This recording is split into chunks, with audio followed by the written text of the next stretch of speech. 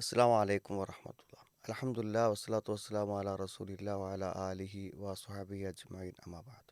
കളവ് പറയാന്നുള്ളത് ഇസ്ലാമിൽ വളരെ ഗുരുതരമായ പാപമാണ്.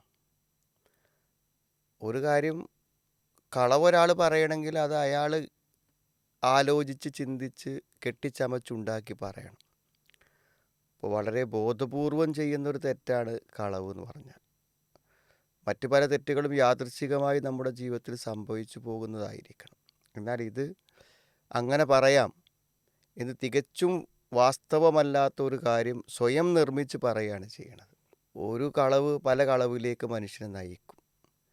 എന്നാൽ നബി സ്വല്ലല്ലാഹു പറഞ്ഞിട്ടുണ്ട്, കളവ് അനുവദനീയമാകുന്ന 3 സന്ദർഭങ്ങളുണ്ട് എന്നാണ്. അവിടെ ആരെങ്കിലും നമ്മൾ ചതിക്കുകയോ പറ്റിക്കുകയോ ഏതെങ്കിലും ദോഷം വരുത്തുകയോ ചെയ്യാത്ത 3 സന്ദർഭങ്ങളാണ്.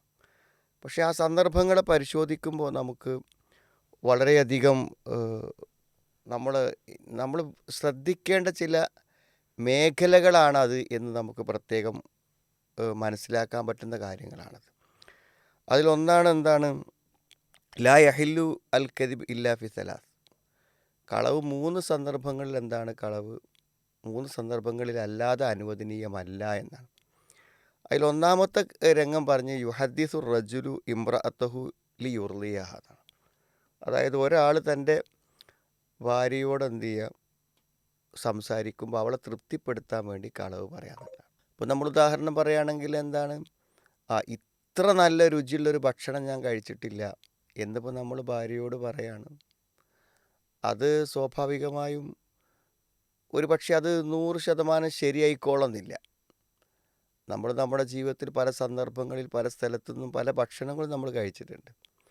അപ്പോൾ സത്യസന്ധമായി പറയുകയാണെങ്കിൽ ഇതുവരെ അങ്ങനെ ഒരു ഭക്ഷണം ഇതിനേക്കാളും നല്ലത് കഴിച്ചിട്ടില്ല എന്ന് പറഞ്ഞാൽ ഒരു പക്ഷേ അത് ശരിയായിക്കോളുന്നില്ല. പക്ഷേ ആ വാക്കിൽ ചെറിയ സത്യവിരുദ്ധമായ ഒരു പ്രസ്താവനയാണെങ്കിലും അതിന് ശിക്ഷയില്ല, അത് അള്ളാഹു രേഖപ്പെടുത്തൂല എന്ന് പറയുമ്പോൾ അവിടുത്തെ ഒരു പ്രാധാന്യം എന്താണ്, നമ്മൾ ദാമ്പത്യം എത്ര മനോഹരമായിരിക്കണം എന്നതിനുള്ള, അതുകൊണ്ടാണല്ലോ അത് അനുവദിക്കപ്പെട്ടത്.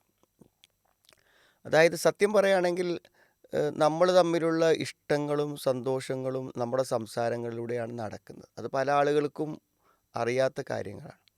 അതായത് നമ്മുടെ ഭാര്യ ഭർത്തൃ ബന്ധങ്ങളിലുള്ള സ്നേഹവും സൗഹാർദ്ദവും ഇഷ്ടവും ഒക്കെ നിലനിൽക്കുന്നിടത്ത് സംസാരത്തിന് വലിയ പങ്കുണ്ട്.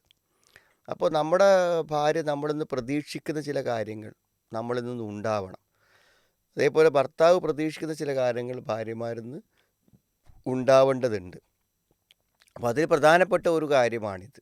അതായത് ഭാര്യ വളരെ കഷ്ടപ്പെട്ടും ബുദ്ധിമുട്ടിയും അധ്വാനിച്ചൊക്കെ പല കാര്യങ്ങളും ചെയ്യുമ്പോഴും അതൊക്കെ ഒന്ന് പ്രശംസിക്കാനും ഒരു നന്ദി പറയാനും ഒക്കെ ഉള്ള ഒരു മനസ്സ്, വിശാലത ഭർത്താക്കന്മാർ കാണിക്കണം. ഇതൊക്കെ അവളുടെ ഡ്യൂട്ടിയാണ്, അവൾ ചെയ്യേണ്ടതാണ്, അതിലിപ്പോൾ എന്താ എത്ര വലിയൊരു കാര്യം ഇരിക്കുന്നു എന്ന് പറയുന്ന ഒരു മനോഭാവത്തിലായിരിക്കരുത് ആ സമീപനം. അത് തിരിച്ചും വേണം. പിന്നെ ഭാര്യയുടെ ഭാഗത്തുനിന്നും വേണം ഭർത്താവിനെ ഒരു പ്രത്യേകമായ ഒരു പരിഗണനയും കാര്യങ്ങളൊക്കെ കൊടുക്കുകയും അത്തരത്തിലുള്ള സംസാരങ്ങളും അന്വേഷണങ്ങളൊക്കെ നടത്തുകയും ചെയ്യുക എന്നുള്ളത് വളരെ പ്രധാനപ്പെട്ട കാര്യമാണ്. അപ്പോൾ ഭാര്യ ഭർത്തൃ ബന്ധം പരസ്പരം എത്ര ഇഷ്ടത്തിലും സന്തോഷത്തിലും പോകണം എന്നതാണ് ഇതിൽ നിന്ന് മനസ്സിലാക്കാവുന്ന മറ്റൊരു കാര്യം. രണ്ടാമത്തൊരു സന്ദർഭമായി കൊണ്ടുവൽ കദിബ് ഫിൽ ഹർബ്, യുദ്ധസന്ദർഭത്തിൽ ഒരു പക്ഷെ അത് ആവശ്യമായി വരും. അതായത് സൈന്യത്തിൻ്റെ അംഗങ്ങളുടെ എണ്ണത്തിൻ്റെ പെരുപ്പം പറയേണ്ടി വരും. അതേപോലെ ഒരു പക്ഷേ നമ്മൾ ഇന്ന ഒരു ഭാഗമാണ് ഉദ്ദേശിക്കുന്നത് എന്ന് തെറ്റായി പറയേണ്ടി വരും. സൈനിക നീക്കങ്ങൾ ആളുകൾ മനസ്സിലാക്കാതിരിക്കാൻ വേണ്ടിയിട്ടൊക്കെ അത് യുദ്ധത്തിൽ സാധാരണ ഉപയോഗിക്കുന്ന ചില കാര്യങ്ങളാണ്. അപ്പോൾ തന്ത്രപരമായ നീക്കങ്ങളിലൂടെയാണ് യുദ്ധങ്ങൾ പലപ്പോഴും വിജയിക്കാറുള്ളത് എന്നുള്ളൊരു വാസ്തവമാണ്. പല യുദ്ധങ്ങളെ പരിശോധിച്ചാലും നമുക്കത് കാണാൻ പറ്റും. അപ്പോൾ അത്തരം തന്ത്രപരമായ കാര്യങ്ങൾ ചെയ്യണമെന്നുണ്ടെങ്കിൽ ആ സന്ദർഭത്തിൽ ഇത്തരത്തിൽ വാസ്തവവിരുദ്ധമായ കാര്യങ്ങൾ ശത്രുക്കളെ വിജയിക്കാൻ വേണ്ടി പറയാനുള്ള അനുവാദം അനിവാര്യമായൊരു കാര്യമാണ്. അവിടെയും അത് അനുവദിക്കപ്പെട്ടിട്ടുണ്ട്. മൂന്നാമത്തെ കാര്യം എന്ന് പറഞ്ഞാൽ വൽ കദിബു ലിയുസ്ലിഹ ബൈനന്നാസ് എന്നാണ്. അപ്പോൾ വളരെ പ്രാധാന്യമുള്ള മറ്റൊരു വിഷയമാണത്. അതായത് ജനങ്ങൾക്കിടയിൽ എന്ത് ചെയ്യുക, ഇസ്ലാഹ്, യോജിപ്പുണ്ടാക്കുക. നമ്മളെല്ലാവരും വളരെ ഗൗരവത്തോടു കൂടെ കാണേണ്ട ഒരു കാര്യമാണ്. എത്രയോ വർഷങ്ങളായി പിണങ്ങി നടക്കുന്ന മാതാപിതാക്കളും മക്കളുമുണ്ട്. എത്രയോ വർഷങ്ങളായിട്ട് പിണങ്ങി നടക്കുകയാണ് അവർ. അതൊക്കെ ആരെങ്കിലുമൊക്കെ ഒരാൾ വിചാരിച്ചാൽ അവർക്ക് 2 പേർക്കും ഒരുപക്ഷേ പറ്റിക്കോളന്നില്ല. ആരെങ്കിലുമൊക്കെ ഒരാൾ പുറത്തുനിന്ന് വിചാരിച്ചാൽ ഒരുപക്ഷേ അത് പെട്ടെന്ന് ശരിയാക്കാൻ പറ്റും. അപ്പോൾ അതിനു വേണ്ടി അപ്പോൾ ഞാൻ ഇന്നലെ നിങ്ങളെ മകനുമായിട്ട് സംസാരിച്ചു. എന്തൊരു പിന്നെ കാര്യങ്ങളാണ് നിങ്ങളെക്കുറിച്ച് പറയണത് എന്നൊക്കെ നമ്മൾ പറയാം. എന്നിട്ട് എന്താണ് ഇപ്പം നിങ്ങളിങ്ങനെ ഒരു ബന്ധം നന്നായി പോവാതെ എന്താണ് അതിൻ്റെ കാരണം എന്നൊക്കെ നമ്മളെന്ത് ചെയ്യാണ് സ്വാഭാവികമായിട്ട് ചോദിക്കും. അവൻ അങ്ങനെ പറഞ്ഞോ എന്നെന്ത് ചെയ്യും പറയും.